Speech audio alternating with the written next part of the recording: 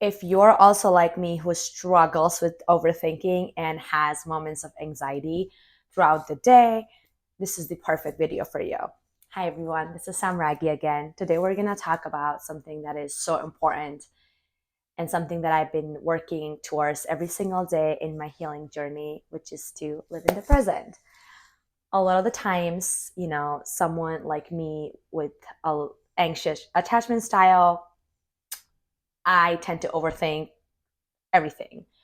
I'm constantly obsessing over future. I'm constantly like thinking about, okay, what to do next, without realizing that today, this moment is something that I prayed for. Like the fact that I live in this gorgeous apartment, I have the job that I do, the friends that I do, my health, my relationship with God, everything that I have today is because I prayed for this. A lot of the times we forget to just live in the present and are super anxious. And I think that's why our generation has a lot of mental health issues. Sometimes we tend to like overanalyze and kind of like diagnose ourselves. I do want to put a disclaimer out though that I'm not a therapist, I'm not a doctor. This is something that just I do in my personal life to overcome those moments of anxiety that I face and just live in the present. Because 2024 is my year and I have made a promise to myself that I will do everything in my power to become the best version of myself. So even if I just help one person out through this, my work here will be done. I just really hope that whatever I am about to tell you helps you guys out and you can modify it however you want. The first step is accepting and identifying your triggers. If thinking about future all the time is affecting your relationships today, like that's not a good thing. We're supposed to enjoy our life. We're supposed to take it one thing at a time. The first step to solving a problem is recognizing a problem. So knowing that, okay, this is what's been triggering me. So for example, if you're someone who struggles with money and are not good at managing money, but you're spending money, like you're getting lunch with your friends, and then when you're trying to pay your bill, you're like, oh my gosh, like I don't have money and here I am spending money. Like, stop that. Just take a step back and look at it from a third person perspective and be like, okay, I know I don't have the finances that I want, but in the meantime, I'm working towards getting to that. But right now, I'm here having a good time with my friends and I just enjoyed a good meal. Think of it as like an opportunity cost. Yes, you're spending dollars, but you're getting that quality time out of that money that you spend. You just had some good food. Hopefully it was nutritious too. So just thinking that and realizing that, okay, not everything has to be like stressful. The second thing would be, after you recognize your triggers, trying to either eliminate it or changing your environment. So if you're someone who spends a lot of money when you go out, or if you're someone like me who just loves to buy people shots whenever we're drinking, especially if I'm a little bit drunk, then minimize that, change that environment, make more home cooked meals, host more people. That's what I love, hosting. I love having a good time with my friends. But something that I realized now is that I actually don't enjoy the bar setting that much. I just want to be around my friends and actually have a good conversation with them. That's why I want my friends to have a good time, but I don't have to spend hundreds of dollars buying them shot to do so. I can just host a proper dinner and drinks at my place, and I have the ability to do so. How amazing is that? Third thing is, when I'm feeling extra overwhelmed or where I am filled with anxious thoughts to a point that like I just cannot move in that moment, you do exactly that. You get up and you start moving. You like, this might sound crazy, but you literally just start and like shaking your body, like just like you're shaking your arms a little bit. If you have time, maybe going for a quick walk or like working out or breath work.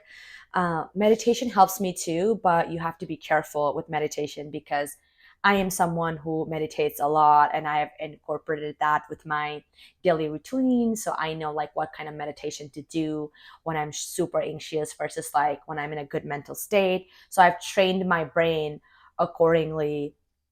But even there are times where I cannot meditate when I'm super anxious or filled with anxious thoughts. In that time, I will literally just take out my journal and I'll start writing, or I will have my camera up there and just start talking.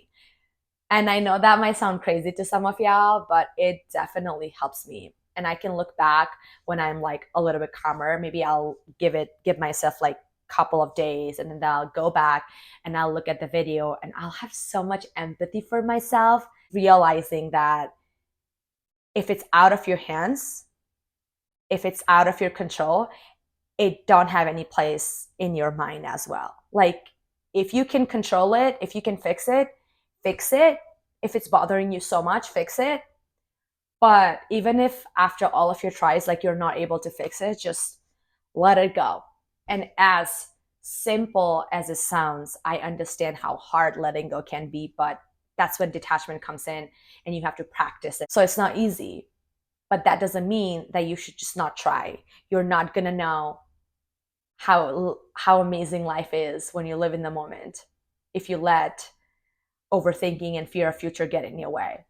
The fourth thing that I do on a daily basis, or at least I try to, is a gratitude journal.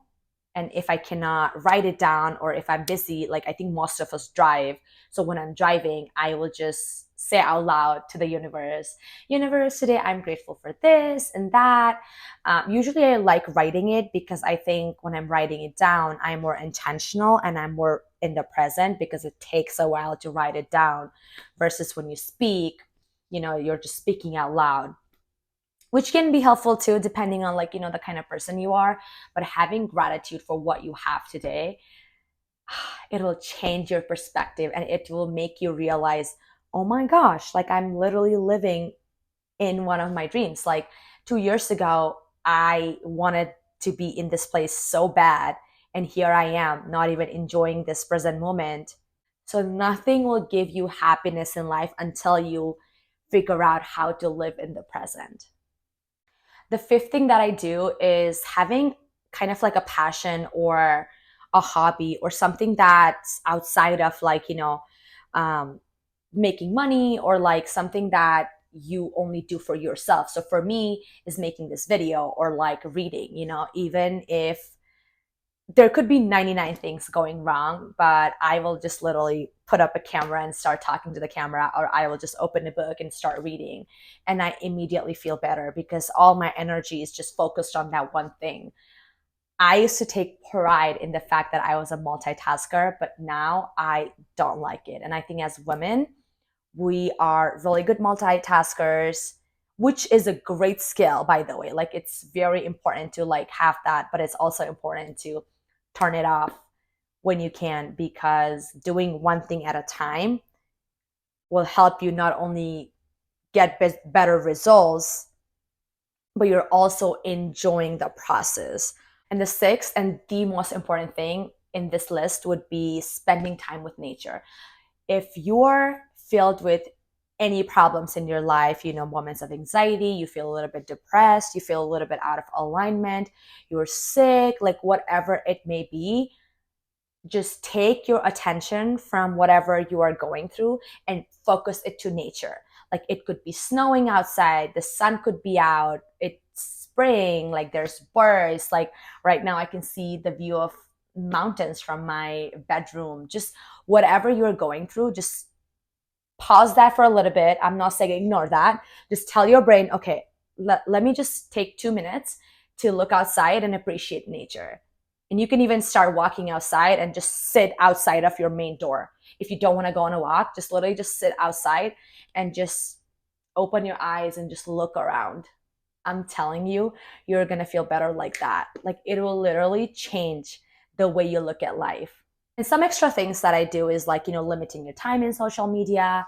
I could do like a whole video on advantages and disadvantages of social media, but basically, social media is a trigger for most of us. When you figure out what your triggers are, making sure that you are either eliminating it or just putting it aside for the time being, and then doing whatever you can to take your attention from the problem to either something more productive, something that you love doing. Could be reading, cooking, hiking, whatever. And if you're having a really hard time finding that, in the meantime, focusing on nature and making nature your best friend. Because I am telling you, you don't have to believe in God. As long as you believe in nature, it will take care of you. Because I am amazed every single day of how beautiful this planet is and how amazing it is that there's 8 billion of us and none of us are the same, and we all have our own personality, on thoughts. Like, it is an amazing creation. So just having faith that you are here to experience life and you're here to enjoy every single moment. Let that be happiness, sadness, joy, grief, whatever it may be. Take it, feel it, process it, and you will realize that life is so worth living.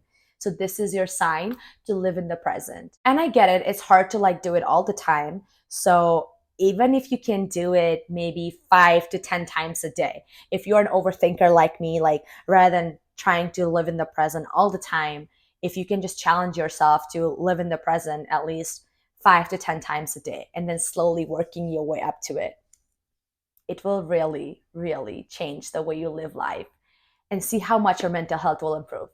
Thank you so much for listening. Love you. Take care.